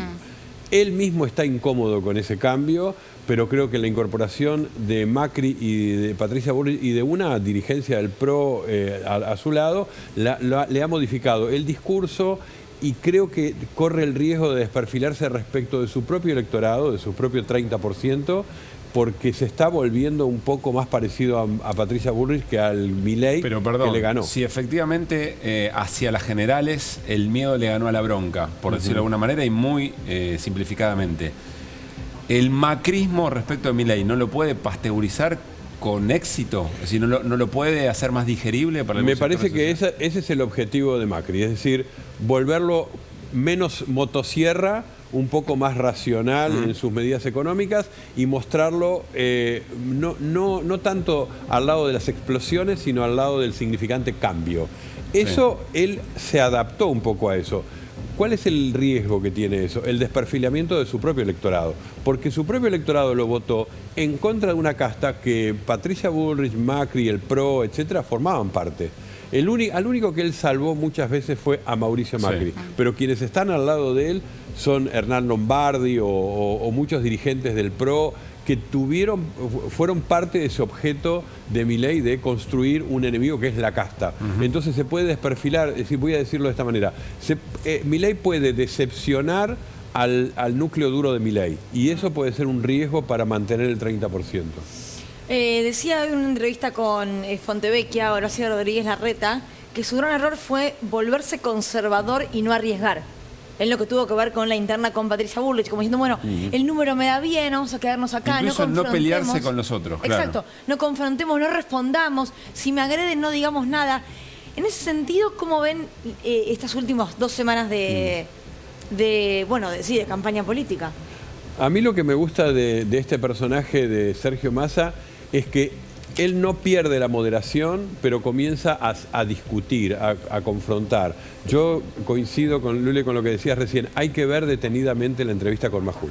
La entrevista con Majul no es una entrevista periodística, es el debate entre un militante de Juntos por el Cambio, Javier Milei, etcétera, todo ese paquete que antikirchnerista, antikirchnerista, versus el candidato que es justamente puesto como el kirchnerismo. Se regresó en algún sentido a algo que Javier Milei creía haber desarticulado, que era que la grieta, kirchnerismo-antikirchnerismo, había desaparecido y que ahora la grieta es casta versus libertad. Igual él mismo la reinventó esa grieta porque en el cierre de su discurso habló de ponerle la tapa al ataúd, o sea, él también la trajo a la conversación. Es que creo yo es lo que él desea, que llegue como mensaje hasta el fin de lo que le sirve también, lo que le funciona. Pero es lo que le suma Macri, ¿no? Claro. Si fue la línea de Bullrich siempre, toda la campaña. A ver, ordenemos el deseo de los actores. Digo, Massa. Sí. Massa dijo que él quería el fin de la grieta y quería el fin... Bueno, es un deseo de Massa desde hace 10 años. O sea, Massa mantiene su propio personaje. La grieta fue muy eficaz para el macrismo y para Juntos por el Cambio en el 2015 y trató de ser eficaz en el 2019 y fracasó. Yo creo que el error comunicacional de Patricia Bullrich es que ella creyó que volviendo al 2015 ella ganaba y lo que está demostrado es que perdió. Pero lo que no es un error es que todavía persiste en la sociedad argentina un núcleo fuerte de antikirchnerismo y antiperonismo. Es un núcleo fuerte y ahora Milei sale a buscarlos con ese nombre, no con el nombre de libertad, no con el nombre de luchemos contra la casta, es ustedes que son antikirchneristas, y yo creo que hay que ver cómo cuán eficaz es esa convocatoria. Puede ser fuerte y buena, ojo. Quiero volver un cachito a la caracterización que hace el Beto sobre la entrevista a Sergio Massa de Luis Majul. Bueno, no lo dice solo Beto Quevedo, digamos, ¿no? Observen lo que opinó sobre la entrevista. Iba como reaccionando Carlos Rodríguez, que es uno de los armadores económicos de Milei, pero también uno de los referentes históricos del esquema económico de Carlos Menem. Miren lo que decía respecto a la entrevista. A ver si lo podemos compartir en pantalla para poder leerlo. Ahí está. Majul entrevista a Majul. Una vergüenza. Lo hace quedar bien a Massa con tanto yoísmo. Es que verlo da un poco de vergüenza ajena, honestamente, ¿no? Sí, le recomendemos nuevamente, hay que ver esa entrevista. Sí. Ahora, como activo de la campaña, digamos. Sí. ¿Entendés por qué la gente que no es periodista, que no está en nuestro universo, te mira a veces con cierta desconfianza, ¿no? Cuando se habla, sos periodista, y te miran raro porque hay periodistas que hacen esto, o sea, que se ponen en ese lugar. ¿Hasta qué nivel son periodistas? ¿Hasta qué nivel son trabajadores que, bueno, de alguna manera responden a otros intereses, ¿no? Digo, Sí. basta ver también con las vidas que llevan algunos y las que llevamos otros para darte cuenta cuánto cobras y quién te paga. Yo insisto con algo, subjetividad política tenemos todos y todas. Sí, A mí me claro. parece muy bien ponerlo arriba de la mesa para ser fieles con las audiencias. Sí, lo Ahora, que pasa honestidad es que, intelectual. Sí, no, lo que pasa es que hay un punto que me parece. parece no menor. Desde cierto lugar del periodismo siempre se ha hablado de que solamente hay ideología y hay... Periodismo militante. Y claro, y hay en un punto empatía hacia una manera de ver el mundo desde un sector y no desde el otro. Lo que pasó en La Nación Más, aparte uno puede ver a continuación la entrevista a Sergio Massa y luego la entrevista a Javier Milei, dan cuenta de que si hay algo que no están haciendo es, ni siquiera te digo ser honestos intelectualmente, que estaría bien. Sí, claro. Estaría bien. Es burdo. Lo de esta noche es burdo, de verdad. ¿Podemos? Bueno, quería ver lo de Flor yo para poder charlar después.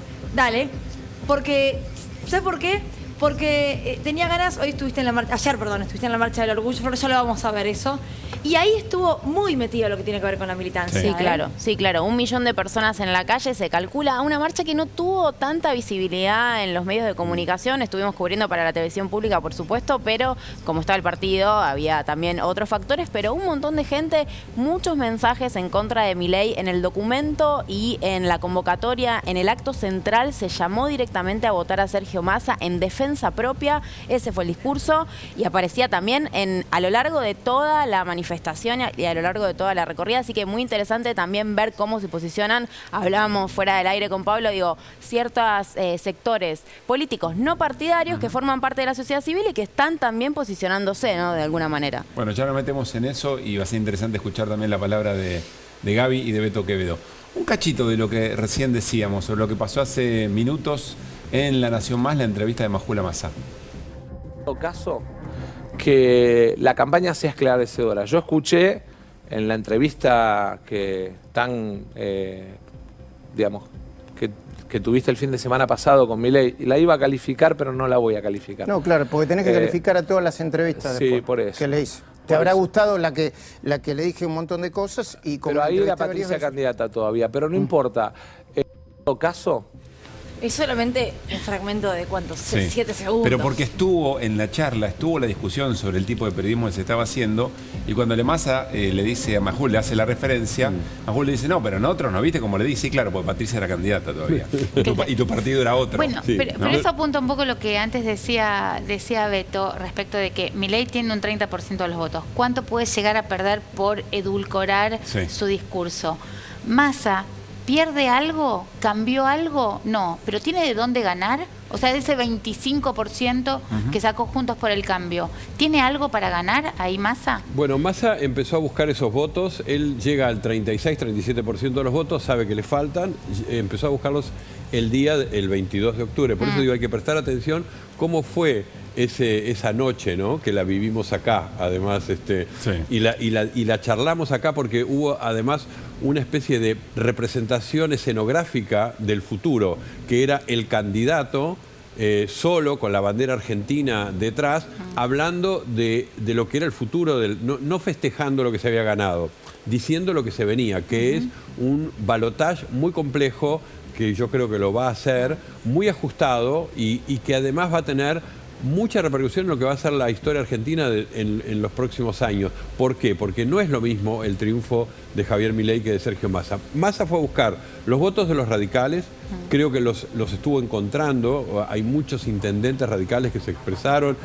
muchos militantes radicales que se expresaron, etcétera. Fue a buscar el voto de los socialistas. Bueno, en la Ciudad de Buenos Aires se ha desdibujado mucho porque el socialismo de la Ciudad de Buenos Aires se alió al PRO, pero en la provincia de Santa Fe, Mónica Fein hizo un discurso que venía de una convención que le dio el apoyo a Massa. Fue a buscar los votos de la izquierda, no encontró el apoyo a él, pero sí el rechazo a Milei. Fue a buscar el voto que es el otro gran tema, ¿no? Que es ese voto indeciso que para mí estuvo presente en las elecciones del 22 de octubre, votando a Juntos por el Cambio, pero que no está dispuesto a votar ahora a Patricia Bullrich y a Macri al lado de Milei. O sea, la diferencia entre lo que sacó Bullrich en las PASO y lo que después la acompañó en primera vuelta. Ese diferencial no está seguro que lo que no está seguro, y porque esa es la mala cuenta, que es creer que poner a Patricia Bullrich al lado de Milei se pueden sumar 30 y 23, digamos. Esa es la mala cuenta, porque en política no son así. Primero porque no es la transferencia de 23 automática y porque hay mucho de ese 23 que votó contra Milei. Y por otro lado, vuelvo a insistir, Milei desperfilado pone en riesgo su propio 30. Entonces hay un juego ahí que Milei va a venir. Yo hago una predicción. Va a haber un péndulo. Milei va a volver a la motosierra y volver a un cura franciscano tranquilo y componedor. ¿Por qué? Porque creo que él no puede perder. Lo que lo llevó al 30% es un Milei de campera de cuero, león, gritón, insultando gente, maltratando a los radicales. Así... Pero espera, Beto, ¿no puede ser eficaz que se pasa de la militancia contra la casta hacia el cambio? Del otro lado me imagino que lo tenés a Massa diciendo democracia o autoritarismo. ¿Pero no puede ser eficaz la idea de cambio como aglutinador? Digo, es una apuesta y yo contesto, no lo sé. No va a salir. Sinceramente no lo sé. ¿Pero vos crees que no va a salir? Que yo creo que no es fácil que salga esa. Sí. Yo creo que hubiera sido mucho más coherente Milei convocando a todo el electorado de Bullrich desde Milei. Y no yendo a una elección donde hoy, si hay algo que queda claro hoy, es que Javier Milei está siendo conducido por Mauricio Macri. Eso a la gente de Milei no le gusta. Entonces digo, ¿lo acompañarán todos? No lo sé. El 23% de Patricia Bullrich lo acompañará. Ahí estoy un poco más seguro de decir no, porque hay un componente, por ejemplo, radical, que está dudando mucho y que se ha manifestado que no. Pero también dijiste que hay un componente que es antikirchnerista y que con alianza o sin alianza de Macri con Milei, si tuviera que optar, probablemente hubiera optado por acompañarlo a Milei. Es inevitable, Digo, había un traspaso de votos que probablemente no hacía ni siquiera necesario esta colonización de la campaña de Milei. Sí, diría simplemente, para redondear ese voto antikirchnerista, tiene dos caminos. El camino de votar a Milei o el camino de votar en blanco o abstenerse. Eso es lo que justamente tiene Milei como desafío. ¿Los va a convencer a todos? Decía Flor recién, importante en las manifestaciones de distintos universos, que no necesariamente son partidarios, pero que se manifiestan, toman parte, no son neutrales, por decirlo de alguna manera, frente a esta disyuntiva. Estuvo en la marcha del orgullo de ayer y esto trajo.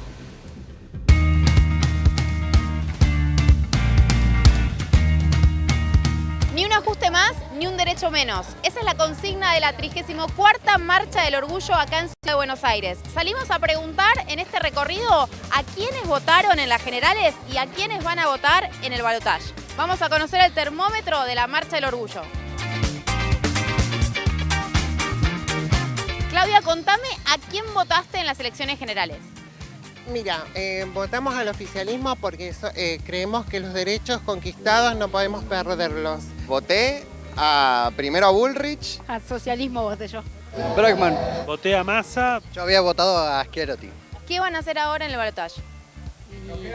Yo prefiero que gane Massa antes que gane Bullrich o Milei. ¿Y ahora qué vas a hacer en el balotaje? Pues la verdad no sé.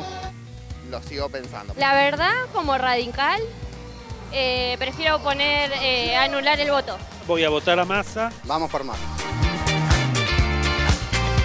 ¿Qué pensás de los dichos de Milei? Porque estamos en la Marcha del Orgullo y es conocida la postura en relación a lesbianas, travestis, trans, al matrimonio igualitario, a distintos derechos que fuimos conquistando. ¿Te preocupa? Sí, y por eso no lo voto.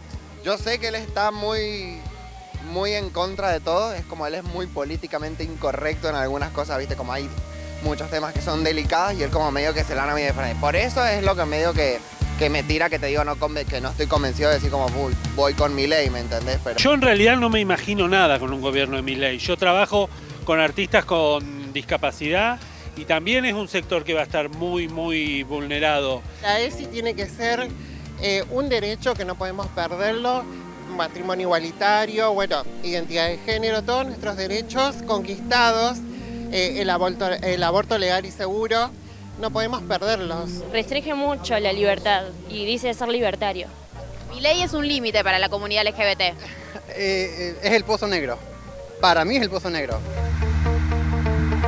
A ver, Flor, contanos más qué se decía, qué se veía. Bueno, muy interesante escuchar porque yo les contaba antes lo que se escuchó en el documento, que directamente se llamaba a votar a Sergio Massa y en defensa propia, en contra de Milei. Claramente había carteles en contra de Milei por todos lados, pero bueno, una va con el micrófono a escuchar a los votantes, sí votantes, pero a los y las manifestantes, y te encontrás con una diversidad enorme de posiciones y también con muchos indecisos e indecisas que es interesante escucharlos y a los cuales parece ser un límite Milei. Pero me quedé sorprendida porque la verdad que fui como vas a cubrir con determinados prejuicios y sesgos y pensé que iba a encontrar muchísimos más votos a favor del oficialismo, como que iba a ser más homogénea esa postura y no fue tan así. No encontré ningún votante de Milei, que era un poco la misión que me habían dado en producción. Fallé. O sea, nadie te dijo voté a Milei. Nadie me dijo abiertamente. Encontré una sola buscando, pero ya hablando con referentes de la Libertad Avanza que tienen su área de diversidad y estaba trabajando en una de las ferias. Un oxímoron. Sí, Claro. sí,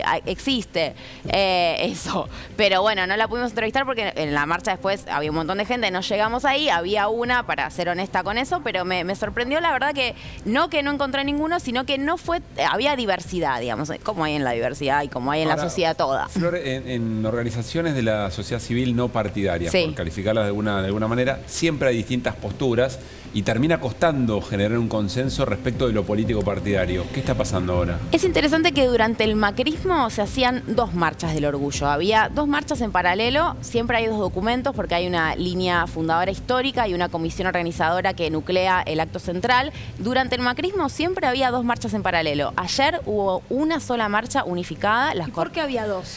Porque había divisiones como hay en todas las manifestaciones políticas en Grieta. Argentina, grieta, dentro Mira. del feminismo también había 2 marchas y ahora este año se unificaron y el documento también se unificó. Digo, hay algo ahí para leer. El feminismo sí se unificó más en el macrismo, alrededor de los paros, alrededor de Ni Una Menos, pero en la marcha del orgullo había 2 y ahora hubo una. Digo, es un dato político para analizar que se unificaron en ese recorrido al menos. Los documentos hay 2, uno que llama directamente a votar a Sergio Massa y que habla en contra de Milei y el otro habla de la defensa de los derechos y demás, pero bueno, es también para analizar estos posicionamientos. Ayer la verdad que muy concurrida. No te digo que siempre va creciendo en cantidad la manifestación del orgullo, pero también me sorprendió que había muchísima gente y esto de la defensa propia y algo que me pareció muy fuerte, muchos y muchas me decían, si gana Milei, esta puede ser la última marcha del orgullo, la vamos a disfrutar. Es fuerte escucharlo así, pero es verdad. Beto, ¿qué importancia le das que estos colectivos tomen una posición concreta? Primero, extraordinaria la marcha, ¿no? Como decía Flor, con muy poca visibilidad. Es cierto que compitió ayer con ese otro hecho futbolístico, que fue el partido. De hecho, se mezclaban. Ahí en Sí, la marcha claro. había muchos Ceneice y también estaba la diversidad. Sí. Crossover total. Exactamente. Primero celebrar esto, celebrar, como dice Flor también, el crecimiento de esto y la unificación de las 2 marchas, y me parece que eso es celebrar la diversidad en una sociedad. Creo que Argentina tiene que estar orgullosa de tener estas marchas del orgullo cada vez mayores. Segundo, me parece que voy a tomar solo la respuesta de una chica, la chica rubia radical, que dijo soy radical. Y voto nulo.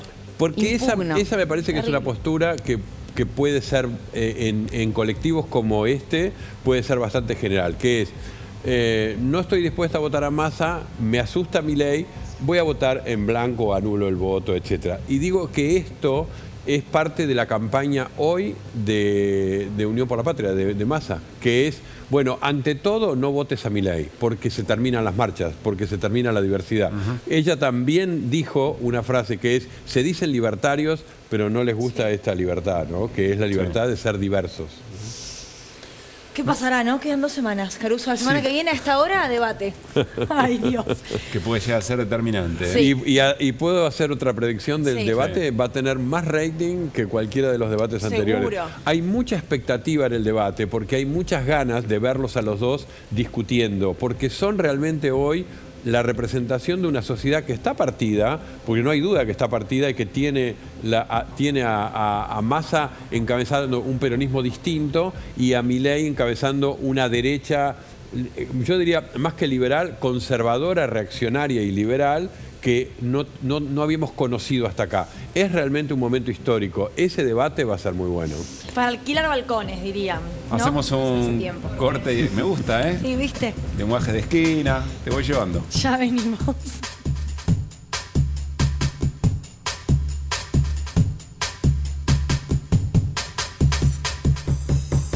Amamos hacer televisión pública.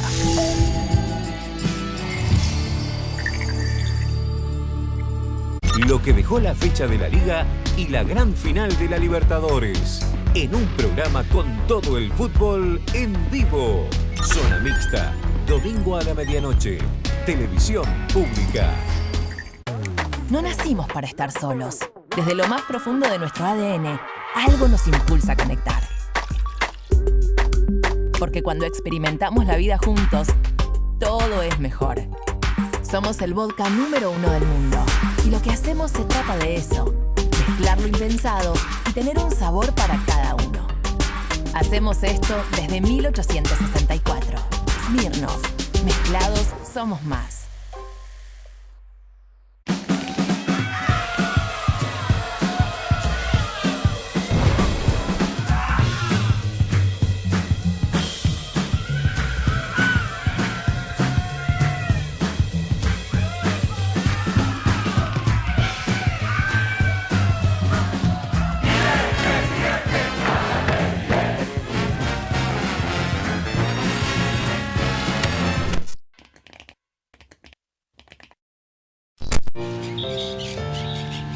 Hey, tranqui, ya te va a salir.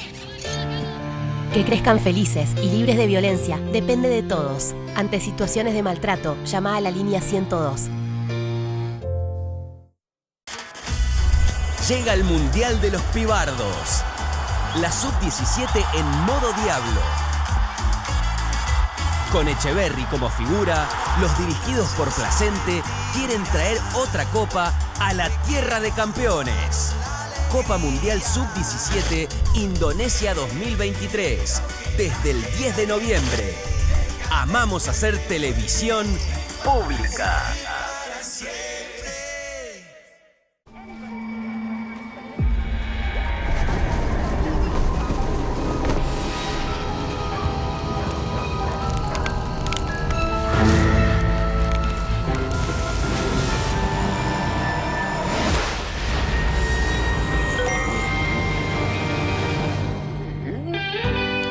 Discreto. Mira tu home banking sin miedo desde la app de BBVA. Tus datos se ocultan cuando tienes a alguien detrás tuyo. Qué lindo cuando la ves. BBVA. Creando oportunidades.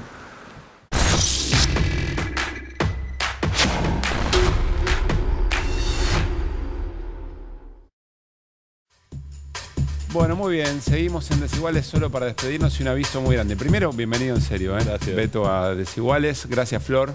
Gracias. Gaby, como siempre. Artemio, feliz cumpleaños. Sí, feliz cumpleaños. Artemio. Otro escorpiano en este equipo. Con razón. Bueno, aviso importante. Mañana Desiguales, horario especial, 8 de la noche. Sí, porque después todos miramos Banfield Colón. Sí. Qué mata.